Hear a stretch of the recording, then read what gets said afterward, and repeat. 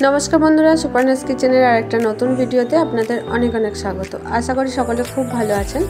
आजके चले एसेछि एकटा स्वास्थ्यकर सूपेर रेसिपि निये। सर्दी ज्वर माथार जंत्रणा निमेषेई गायब होबे एई धरनेर सूप खेले। चलुन ताहले देरी ना करे देखा जाक आजकेर रेसिपि। चलुन देखे नेওয়া যাক सूप बानाনোর জন্য আমাদের কি কি সবজি লাগছে। এখানে আমি নিয়েছি গাজর ছোট ছোট টুকরো করে নিয়েছি ক্যাপসিকাম মটরশুঁটি নিয়েছি বিম কড়াই আর পেঁয়াজগুলো আমি এখানে ছোট্ট করে কেটে নিয়েছি আর নিয়েছি পেঁয়াজকলির পাতাটা লাগছে আমার এখানে।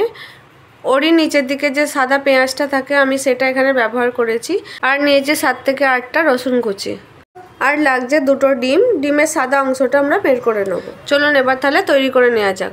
এখানে একটা কড়াই গরম করে এর মধ্যে আমি দিয়ে দিচ্ছি 1 চামচ বাটার। এবার আমি রসুন কুচিটা এর মধ্যে দিয়ে দেব, দিয়ে ভালোভাবে রসুনটাকে ভেজে নিতে হবে। 1 মিনিট মতো নাড়াচাড়া করে এর মধ্যে আমি দিয়ে দিচ্ছি কেটে রাখা পেঁয়াজ কুচি। এবার পেঁয়াজটা দিয়ে খুব ভালোভাবে নাড়াচাড়া করে নিতে হবে 1 মিনিট মতো। 1 মিনিট নাড়াচাড়া করে নেওয়ার পর এখানে আমি আবারও 1/2 চামচ বাটার অ্যাড করছি, যেহেতু সবজিটা অনেকটাই তাই আর একটু বাটার দিয়ে দিলাম। দিয়ে এবার কেটে রাখা সবজিগুলো একে একে সব দিয়ে দেবো।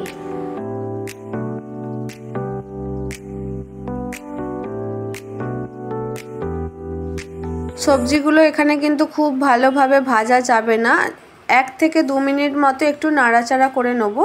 নিয়ে এখানে দিয়ে দিচ্ছি 1 চামচ পরিমাণে নুন, দিয়ে আরও 1 মিনিট নাড়াচাড়া করে এর মধ্যে দিয়ে দিচ্ছি জল।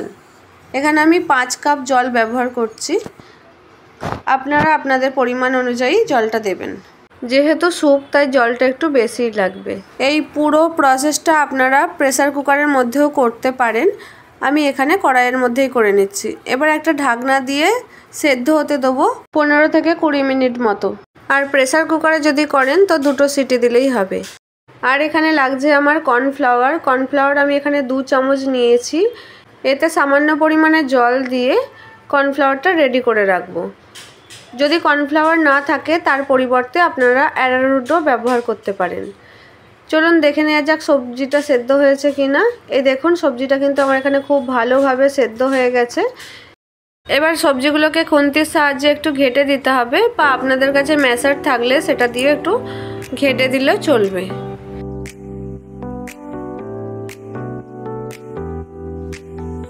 সবজিটা ঘেটে দেওয়ার পর জলটা এখানে আমার অনেকটাই কম মনে হচ্ছিল, যেহেতু স্যুপ একটু ঝোলটা বেশি লাগে তাই এখানে আমি আরও 2 কাপ পরিমাণে জল ব্যবহার করছি।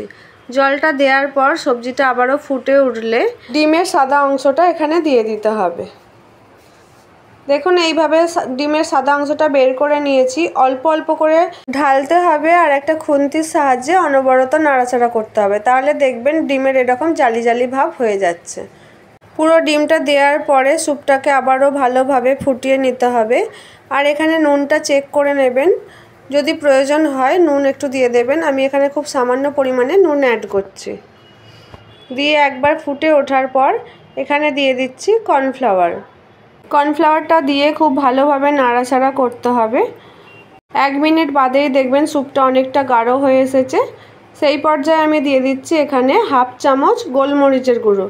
গোলমরিচটা অবশ্যই আপনাদের স্বাদ অনুযায়ী দেবেন, কারণ এর ঝাঁঝটা অনেকটাই থাকে, তাই অবশ্যই আপনাদের পরিমাণ অনুযায়ী দেবেন। গোলমরিচটা দেওয়ার পর আমি 1 মিনিট ফুটিয়ে নিয়ে সবার শেষে দিয়ে দিচ্ছি পেঁয়াজকলি। স্যুপ আমাদের একদম রেডি। এরকম গরম গরম বানিয়ে পরিবেশন করুন আপনার প্রিয়জনদের। আর আজকের রেসিপিটা আপনাদের কেমন লাগলো আমাকে জানাতে ভুলবেন না। যদি ভালো লাগে একটা লাইক কমেন্ট শেয়ার এবং চ্যানেলটি সাবস্ক্রাইব করে পাশে থাকার অনুরোধ রইল। ফিরবো আবার নতুন কোনো ভিডিও নিয়ে। ততক্ষণের জন্য সুস্থ থাকুন, ভালো থাকুন, সঙ্গে থাকুন। ধন্যবাদ।